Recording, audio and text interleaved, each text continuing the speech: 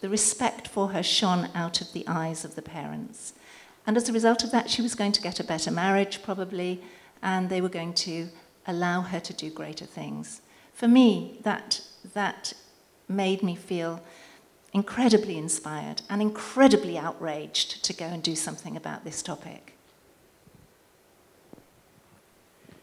Well, one of the things which we can consider as a possible solution to some of the problems, of course, this is not going to go in a day, but since we are talking about philanthropic giving, and how can we leverage on the presence of such important people over here who can make a difference, you know, we can think of some creative solutions like creating public-private partnerships in the area of girls' education.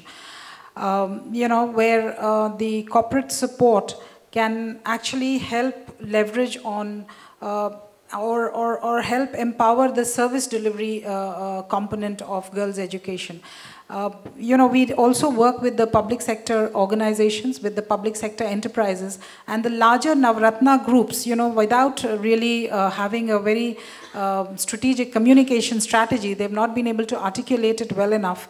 But they are doing some very important work in the area of adolescent girls by, you know, owning up a few sort of tribal girls' schools, following through some girls in a longitudinal manner from elementary towards secondary to actual, you know, job placement levels. So these are the kind of interventions, and again, I will take you back to productization. It's very important for us to create products so that these public-private partnerships and collaborations and leveraging of private sector funding can go to creating a difference, because there's no dearth of funds. We need to recognize that. There is a huge amount of money in the social sector programs of the government. What is important is enhanced institutional reform, institutional support, and improvement in service delivery. So that is where, you know, the corporate funds could create all the difference, not because you're bringing a lot of money, but because of the professional approach towards a problem. And that's I think one of the key takeaways we need to have. And maybe at the end of the session, like we had a program on corporate social responsibility with Harvard Business School maybe a couple of weeks back. At the end of it, we had 4 or 5 takeaways on which we are now going to create a plan of action.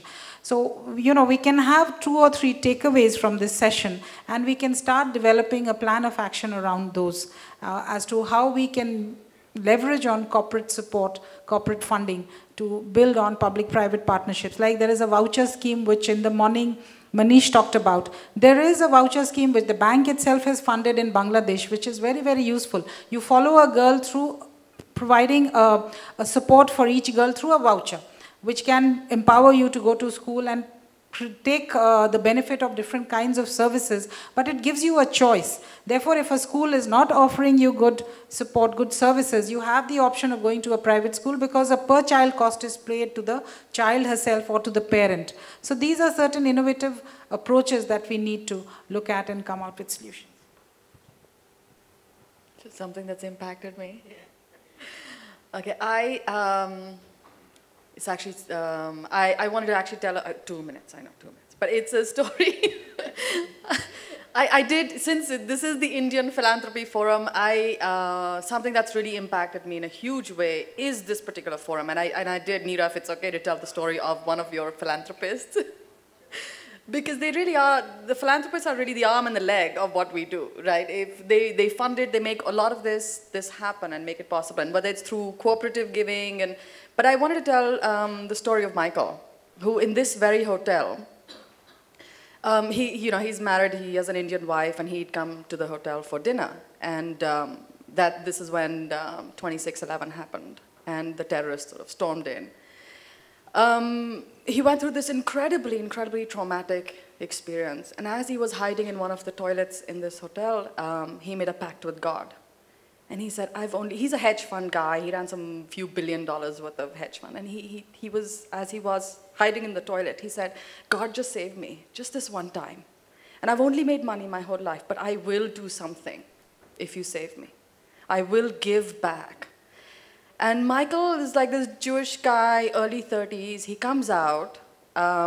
and he gets in touch with Dasra, and he says, help me make this happen. And so he's not a check writer.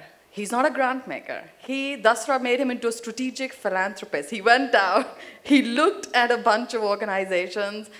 He formed, I think that was the first giving circle that was formed, and then funded Educate Girls. And he really impacted me, not because he wrote the check, not because the giving circle was supporting, but one day when he was in the field with me, he said, Safina, I know it's tough. I know the work is really tough. It's a huge problem. He said, you just go and do what you have to do. I'm watching your back. He said, I'll backstop this. I'll watch your back. And that's, to me, what a philanthropist is really about. And it was so amazing for me. It's the first time I'd not dealt with a donor. I dealt with somebody who was going to do this with me, who was going to sit on the same side of the table, who was going to share it and co-create it. And that, I have to say, has impacted me hugely. It's totally changed my perspective on philanthropy, on the whole donor and social organizations relationship. That's my story, and 2 minutes are up. Yeah. Thank you very much. That was a very inspiring story. With that, we close the session. A big hand for our panelists. And we have a question-answer session. I'm afraid what I'm going to say might be controversial. There are two questions. One, there's been a lot of focus on getting girls into school, which is the first stage. But what happens to girls in school in terms of learning? And I think this is linked to the earlier session on employability. Studies show that 8th grade children, most 8th grade kids in government schools cannot read a paragraph. So what's happening in the schools?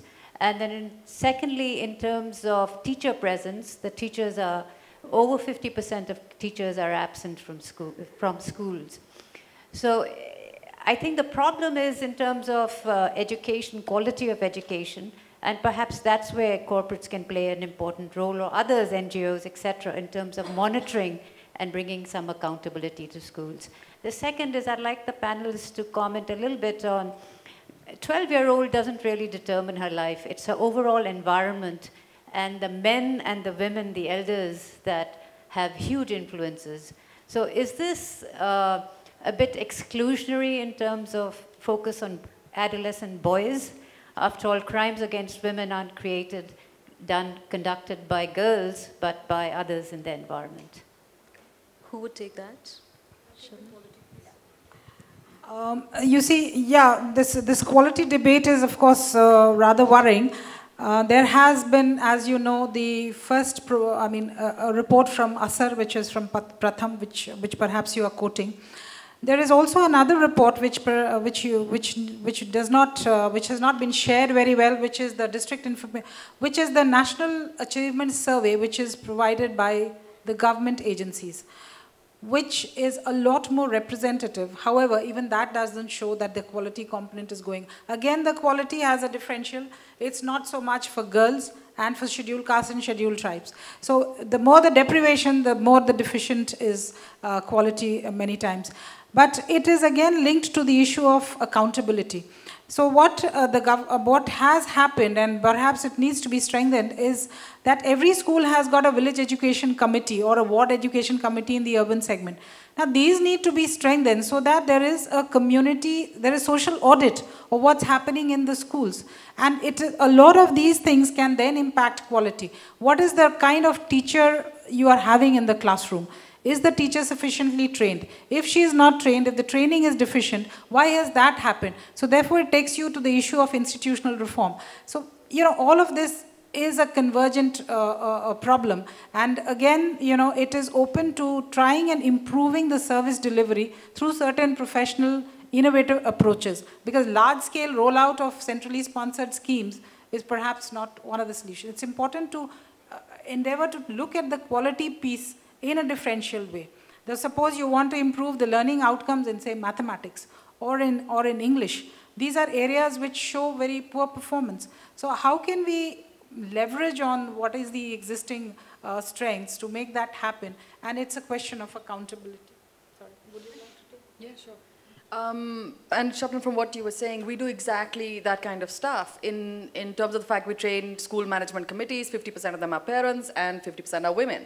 So really about training them, supporting them over 2 years to really improve the governance and accountability of the school, the running of the school. And we actually see infrastructure go up pretty rapidly. We see attendance go up pretty rapidly. So that definitely does happen. The roadblock becomes that parents, because most of them are scheduled caste, scheduled tribe, below poverty line, they cannot impact learning. You know, they can't go into the classroom because they don't know what's happening in the classroom. And so what we do as a model is, you know, we actually don't create any parallel systems, but you're working in the government school, you're strengthening that government school through school management committee. But because of this literacy issue, we actually train Team Balika to be the catalyst, to be to push the learning outcomes. So they come into the government schools. And all of this also helps with teacher attendance. If you've got the community, there's no barrier now between the government school and the community.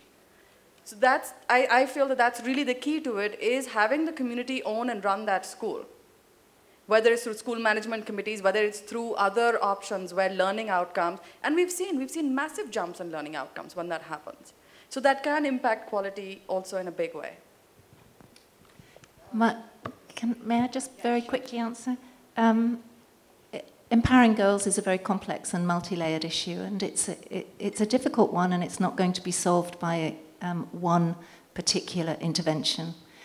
But we do know that in spite of the difficulties in the education system and how much that's failing all children, that for every year that a girl stays in school over the age of 12, her earning potential increases by 20%.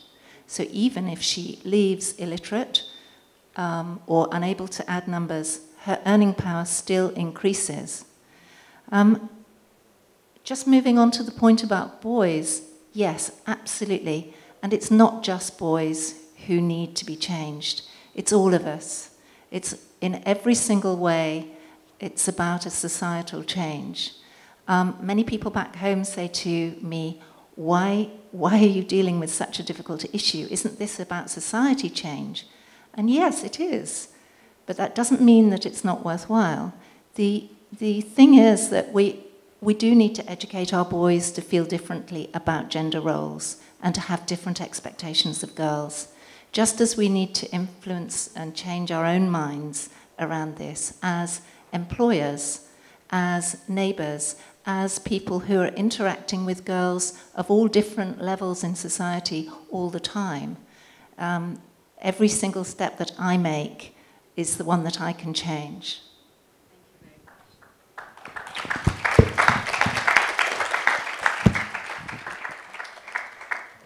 Okay, with that, we finally close the session. And a big hand for all our panelists.